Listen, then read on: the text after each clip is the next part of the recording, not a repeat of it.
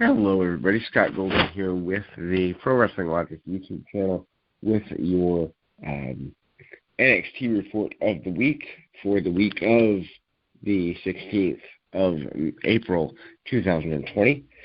From last evening, we had an NXT event that was not too terribly bad. Actually, just got news that it won in the ratings by about 10,000 ratings. Numbers, something like 692 to 683 or something like that. I don't have the numbers in front of me, but just glance at those real quickly. Surprised that this show won. Wasn't a bad show, but at the same time, still surprised a bit. Tom Phillips and Byron Saxton opened things up on commentary. We open up with the former NXT heavyweight champion Finn Balor, who actually seems to do better in this environment for some reason. Funny story, I was one of the people, and this can be verified if someone wants to dig, but I was one of the people who did play-by-play for Finn Balor's for one of his first U.S. matches back in 2004, 2005. And I have to laugh at myself because he was working under his Romeo Silver Debit, and I looked at it on a piece of paper, and it didn't make sense to me. I had not had exposure to true Irish names at that point in my life, and I came out with something like Virgil Divot, or something equally obnoxious.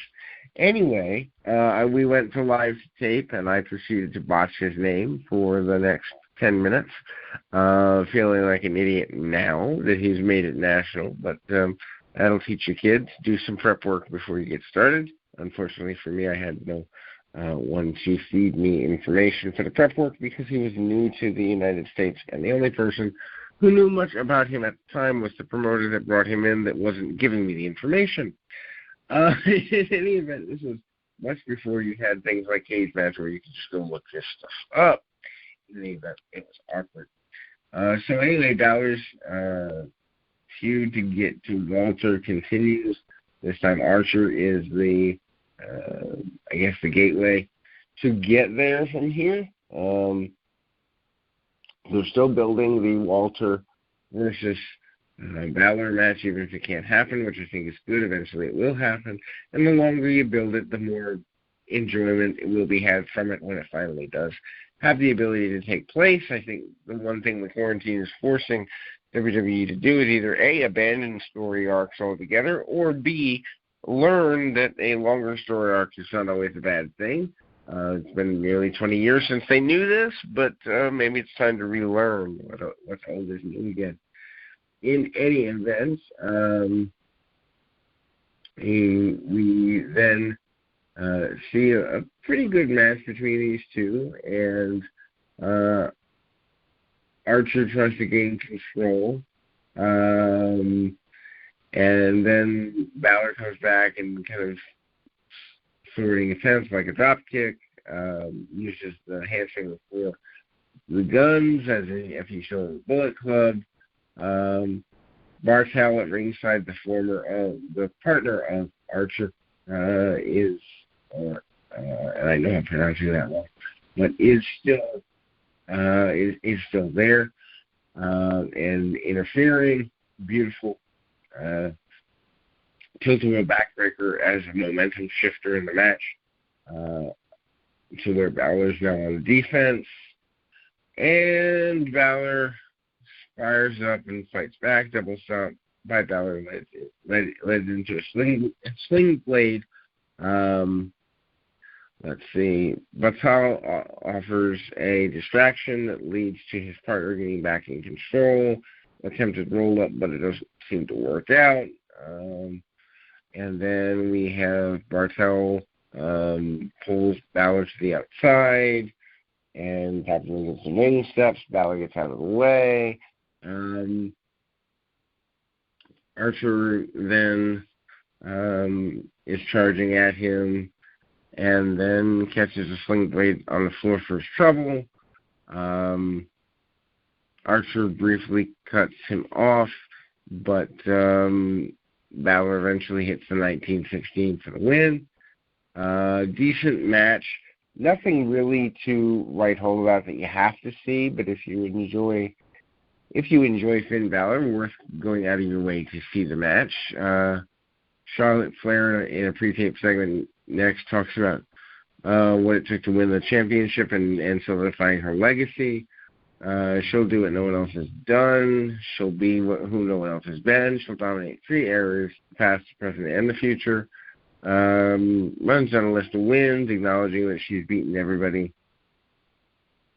including former MMA star Ronda Rousey, left her a broken woman. And she says she's coming to NXT to face the next generation. She calls the NXT women's division the best women's division in sport. That's saying a lot. I don't necessarily agree, although there's a lot of potential there. I think they may be the best if we go pound for pound division, she might be right. But certainly there's talented women in Raw and SmackDown. I would say that, as much as I hate to admit it, WWE has the best women's division in the sport right now in North America. Perhaps you can come up with something compelling in Japan. I don't know enough about Japanese women's wrestling to comment on that at this point, but it's possible that there's something there. Flair says she's going to defeat everybody, and there'll be no doubt that she's the greatest of all time, past, present, future. Xena Lee versus Aaliyah is up next. Lee into Aaliyah to gain a measure of revenge. The match was set up with a jump attack that had taken place where Aaliyah had attacked Lee before a match on a previous episode. Lee is hungry at the start. She's got really good timing and motion. She's got decent facials. I think she needs more time in the ring to slow down and find herself. But her moves are solid, her work is solid, and she's got good fire. At one point, Aaliyah uses the referee as a shield. She reminds me a little bit of Eva Marie in this regard. Maybe they're trying to reprise that kind of the ditzy entitled character. Maybe that's where they're going with Aaliyah. Aaliyah works over Lee, but eventually Lee makes a comeback. And then we see Lee deliver a spinning wheel kick before gaining the victory. All right, next up we see Matt Riddle supposedly in the middle of a phone call with Pete Dunne. Would not reveal the mystery partner for the tag match later on. I think this is exceptionally stupid. I think it insults the intelligence of the fans that a tag team champion would agree to have a partner that they've never met before. Just is ludicrous to me. Even if Pete Dunne's injured, or he's away because of quarantine, or he's off petting fluffy ducks, it doesn't matter. It's stupid for Riddle to enter a tag team championship match, maybe another title match to take on a partner you don't know. But in a championship match to take on a partner he doesn't know, really, really dumb, especially when he has a history with his partner, which we'll get to later. Akira Tozawa defeats Isaiah Swerve Scott in the Group B bracketing of the Cruiserweight Championship Tournament.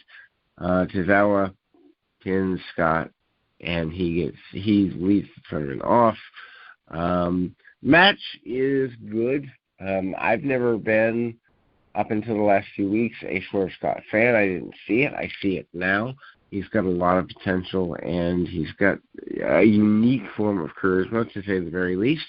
Tozawa, trade strikes early and takes a shot on the apron. Before a commercial break, he's down on the floor, and the show returns from commercial with both men down on the mat. Tozawa left off the apron with a senton and locked in an octopus hold and turns that into a sleeper. And then we see a brainbuster from Swerve. Swerve rallied and delivered several moves. Tozawa kicks out and fights back. We see him hit sort of in the corner. And he left off with a senton of his own, attempted the pinfall, doesn't get the match. Or then, wait a second, does it get the match? Doesn't. Okay, anyway, gets the win after the senton. Tozawa, now given a post-match interview, said he must keep fighting and winning. Duh. I must keep cowering in a corner and loser, and losing has a different effect altogether. Might appeal to some, doesn't appeal here, and he'll continue to be on his way to the championship. A vignette hyping the arrival of Hio del Phasma. They acknowledge his lucha heritage, his Mexican heritage. They acknowledge his high flying. They acknowledge, obviously, his mask. They do not acknowledge that the majority of the WWE audience, then this will be an unfathomable opinion of the white company, but the majority of the audience they cater to highest is the North American audience, who speak English. Therefore, there is no reason not to have, especially in the pre-produced package, subtitles. If you really want people to care about the characters you're bringing in, give them a reason by giving them subtitles on foreign characters. Might take a little extra work, might cost a little extra, but if the name of the game is making money, you make more money when people can understand where a character is coming from. Tegan Knox against Raquel Gonzalez. I wasn't really a fan of the match. Shotzi Blackheart runs in and makes a save here. That's what leads to Knox getting the win. But before we get there, Gonzalez dominates the match early, and then she's really aggressive, really assertive. I like that. And then Kai kicks Knox, and Blackheart ran out to jump Kai, and Blackheart wanders away. Really basic match, so nothing to write home about. These are two girls that are not ready for the level of spotlight they're in because their timing isn't there, and they're not really as crisp as you would want someone to be on national television. Next, we have a video package which was phenomenally done on Keith Lee. Mini documentary style. Lee looks back at his life, basically says he was 5 years old. His grandmother introduces him to professional wrestling. It happens in a lot of generations, especially in southern states. She talks about people like Von Freebirds. He falls in love with Randy Savage. 15 years later, he decides he wants to pursue this. He does not have the support of his family, ends up homeless for a little while, but not before getting in his own car to go witness Mick Foley and be on an event with Mick Foley. And he has a quote that I love here. He says, when you talk about sacrifice, I have literally sacrificed everything to make this work. He spends 13 years being turned down by WWE, being told he's too fat, being told he's not unique looking enough, being told everything. They don't say this, but I have friends that are friends with Lee, and he was told everything from you're too fat to you do too much to your moves don't make sense to whatever, and they didn't pick him up for the longest time until he had some friends that went to bat for him, from what I understand. Lee won the North American Championship, and everything has come full circle. He's happy with this. More than anything, you can see it in his eyes. He just wants to stay home and be a dad while being able to go out and kick ass later. Mini documentary was a great piece of film. It's worth going out of your way to see if you like Keith Lee, or even if you don't like Keith Lee, but you're curious about how they built him up. This will say a lot. Dexter Lumis against Howie Miles. I think I'm pronouncing that correctly. Lumis gets a submission victory in a short match here. He reminds me of a cross between Nails and Heidenreich. I don't know if that's the look they're going for. I don't know if that's the feeling they're going for, but he should at the very least have one word to say on the heels of whether we reopen in time for the beginning of may, and a lot of what I mean by that is, you know, Loomis looks crazy. He is unhinged. He's nuts. And you could turn that, since I think this is his first time on TV, or maybe the past few, but I don't think he's been around before January. So what I'm thinking is get him to be a hypochondriac about every disease, included the COVID virus. I think you can turn that into a compelling character. Anyway, he does a lot of stalking. He's uncomfortable. He's, just there. The match goes on too long. Adam Cole is up next for the promo, but for those interested, Dexter Loomis ends up winning with an Anaconda Vice submission, and he's vacantly looking at the world into nothingness.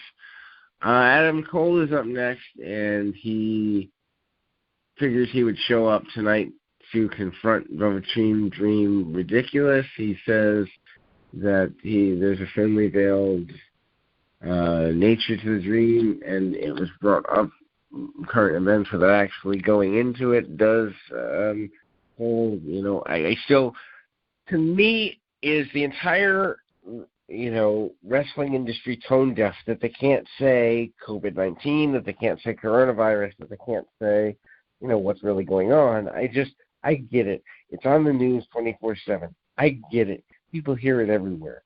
But when you don't take 1 sentence and 3 seconds to say we're worried about the coronavirus, I think as a company you come off tone deaf, too insensitive. Best case scenario is you just seem like someone that's no clue what's going on around them. Worst case scenario, you're asking that so you can manipulate us into spending more of our money on your merchandise because, that coronavirus isn't a real thing. It doesn't affect us. We're tough. Either way, it's just stupid, and there's no place in wrestling for it.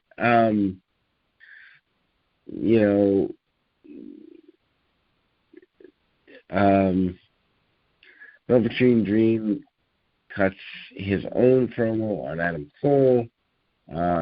He brings up, a lot of things. Cole says no one's worthy of his championship shot. Cole also says, that there's no reason for him to be there in face-to-face action, whatever have you. That's ridiculous. I mean, if Cole's a fighting champion, then he should be there.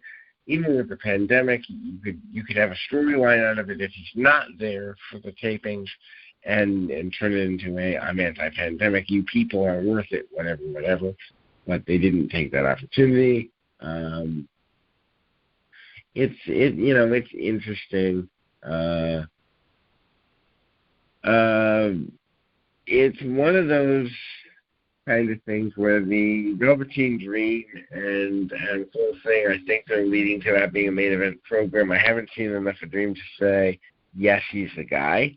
But what I will say is he's naturally able to morph into his character at the blink of an eye, and that itself is, a big deal.